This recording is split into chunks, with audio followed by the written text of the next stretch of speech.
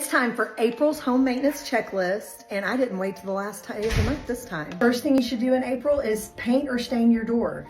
Over time, they get lighter, the color gets kind of faded, or they get scratched. Now's the time to even try some new color you haven't thought of that might really make your front door pop. You can also rearrange your furniture for a new view. Change up the way you have everything sitting, maybe switch your chairs out. Disinfect your light switches and your doorknobs this month. Disinfect your remote controls.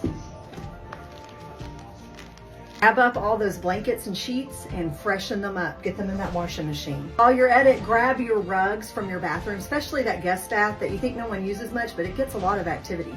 Get those in the washing machine too. How about a new plant to brighten up your space?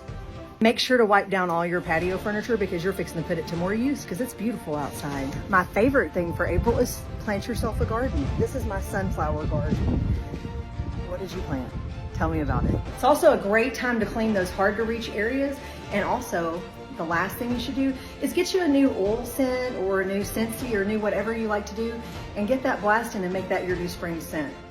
That concludes our 10 things for home maintenance that you can do for April. Stay tuned for May's list.